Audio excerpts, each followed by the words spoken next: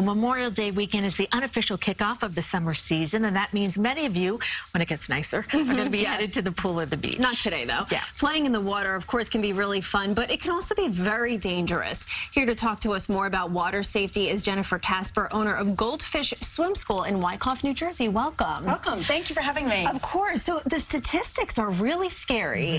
From 2005 to 2014 in the U.S., on average, 10 deadly unintentional drownings each day. Yes. That's crazy to think about. It is scary, and obviously we talk about it this time of year the most, but it is something to worry about year-round. May is Water Safety and Drowning Prevention Month, so we really put a push on it before people get out to the beaches and the pools. Right, and you know what, it's also scary to hear that a child can drown in as little as 1 inch of water in 20 seconds. Yes. Unfortunately, drownings, it's the #1 cause of children ages 1 to 4 years old.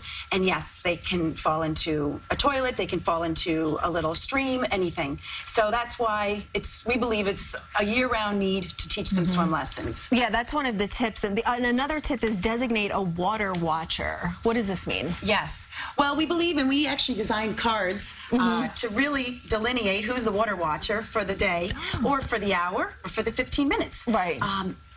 Ideally, it's someone that's CPR certified, but if it cannot be, at least a responsible adult that in the time of need would be able to call the help. And they're always watching the pool. So we made these cute little cards to say that's the person in charge of the pool, but it's someone that's not looking at their cell phone, they're not reading a magazine, they're not distracted by any other things. They're just watching the pool or the water. And another tip being that water toys are not life-saving devices. Correct. That's a big misunderstanding. You think you have flotation devices, swimmies, noodles, other items. Really, the only thing is the U.S. Coast Guard approved life jackets. And this is a sample for one for an infant. This is the only thing that the U.S. Coast Guard said is preventable for any water drownings to wear this. So those other items are toys. They are not certified to save someone in a drowning. And you mentioned the swim lessons. How early should you enroll your child in swim lessons?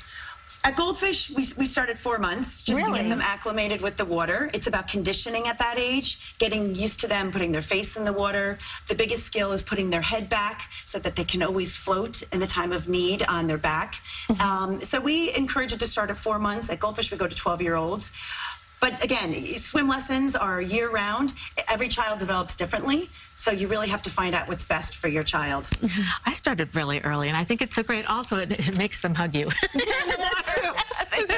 But it's great to start really early. It's a great bonding experience. Now, you also have some tips on techniques that you should practice, and then one is work on getting in and out of the pool safely. Yes, it is a great technique because if a child falls into the water at any age, it is almost impossible for them to figure out how to get out. It is hard to climb out of the pool. We use a fun little idea, fin, belly, flipper to get their leg up, but it's really elbow, elbow, tummy, knee. It's teaching them, as you know, it's hard to get out of the pool sometimes, especially, you know, to pull yourself out with that strength. So we start getting them strength trained almost as early as 6 months with obviously the parents boosting them. And we use this little bubbles on the side of the pool so that they kind of have a little goal to get to climb out and touch. And then just in the final few seconds, a couple other tips: jump, turn, swim to the wall, and then roll over the sea otter float. Yes, 2 huge life-saving skills. If they fall in, jump in. Sometimes children think they can swim to the other side of the pool. That's the first wall they see.